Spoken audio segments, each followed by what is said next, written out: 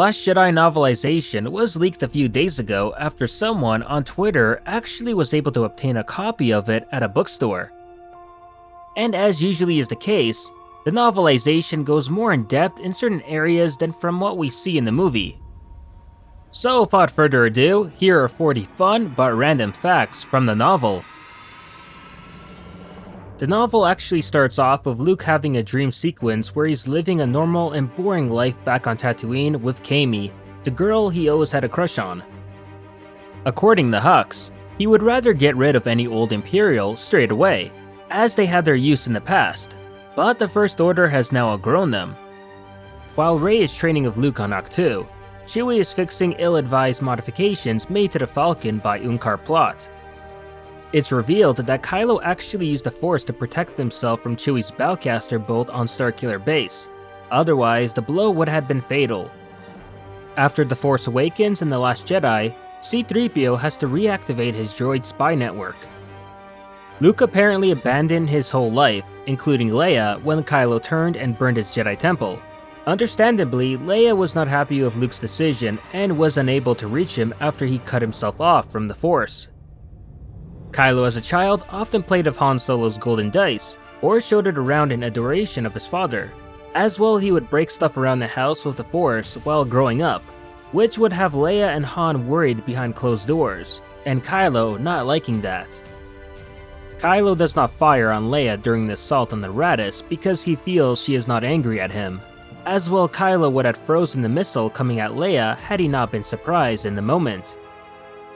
The infamous Leia Poppin scene is explained in the book as Leia finding her way back to the ship via the Force signature of dying microorganisms blown into space. The book also mentions that Rey's beacon is the light and symbol that pushes Leia to survive in space. Rey is asked by Luke if she is from Jedi lineage or from royalty. Their discussion concludes that she is an orphan, and Luke says that he hates the thought of numerous Chosen One orphans visiting him. Luke's original plan was to burn the ancient Jedi library and die before Yoda got involved. Two of the ancient Jedi texts from the library are named, the first being the Ionomika and the Ramagon. Rose devised cloaking technology for starfighter engines, which is what she's been up to after Paige's death.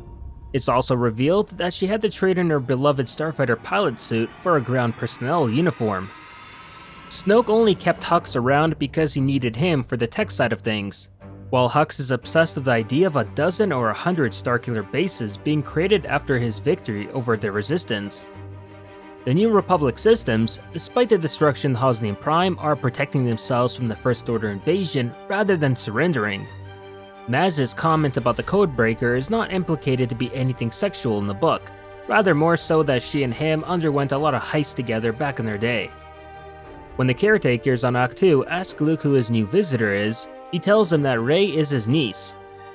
According to the caretakers, Rey is not the first outsider to have come to Ahch-To to meet with Luke. The caretakers are said to store Luke's star compass and weapon, which he originally brought when he first came to Ahch-To. Luke only took Padawans in when he took Ben as an apprentice. He thought only then was he ready to teach an entire new generation of Jedi. During their Force bond, it allowed Rey to explore Kylo's Force skills, while Kylo could see Rey's memories. Luke explores the Cosmic Force after being reconnected with the Living Force. He also finds Leia again in the Force. The book mentions that the will of the Cosmic Force was asleep after the end of the Sith, and awoke during Luke's exile, and that the Living Force is the energy of life, while the Cosmic Force is the will of the universe. Just like Anakin and Luke, Rey is a clear instrument of the will of the Cosmic Force. The book also covers quite a bit about Snoke, who has apparently left legions of uncounted dead adversaries that underestimated him, reflecting his great power. Also, Snoke was an unexpected leader for the First Order, as the exiled Imperials did not foresee that he would be the one that would lead them. From what we know, Rax, Sloane, the political fanatic Ormuz Apollon, or Brendel Hux, as potential leaders were all co-opted, sidelined, or destroyed, and only Armitage Hux was left. Snoke's knowledge also saved the First Order from demise against potential threats in the unknown regions, as well Sidious knew of and Snoke learned the truths of the Force in the unknown regions that lay there waiting to be rediscovered. At even one point, Luke apparently connected with Snoke in order to gain knowledge, which Snoke later admits that he appreciated that Luke went on a quest for truth before recreating a failing order such as the New Jedi Order. The rise of the First Order was mostly improvisation, and not a grand plan as originally believed. For decades, there were shipyards, laboratories, and storehouses in the unknown regions which the First Order would eventually take advantage of. Snoke did not need Rey in his time of victory anymore, but she would have been a good apprentice or tool in the past. On Crate, Leia tries to imagine a miracle, such as Luke bringing a flotilla of Jedi battleships to the rescue, or Inferno Squad arriving with Starhawk-class battleships. During Finn's and Rose's capture on the Supremacy, Hux recognizes Rose's medallion and trashes her homeworld. In response, Rose takes a bite out of Hux's finger. When Rey meets with the Praetorian Guards, she feels a magnetic field or something from the guard armor, indicating that the guards themselves feel pain due to it. The only reason Kylo brought Hux with him to Crate was so he can keep an eye on him, because he was worried that Hux would betray him. Rey does in fact use Snoke's shuttle and has to wait in space while the First Order invades Crate. She does get a little annoyed when Chewie does not reach her as quick as she wanted to, while Chewie is annoyed in turn by Rey's irritation. When meeting on Crate, it's now confirmed that Leia knows Luke is not there for real when they touch hands. The Millennium Falcon apparently has 3 computer brains with a different personality in each one. Luke thinks he hears the words, "Let go, Luke," just before he vanishes on Ahch-To, which might be those of Obi-Wan Kenobi. Rey has no compassion for Kylo anymore, and severed the connection between them, leaving Kylo alone once again.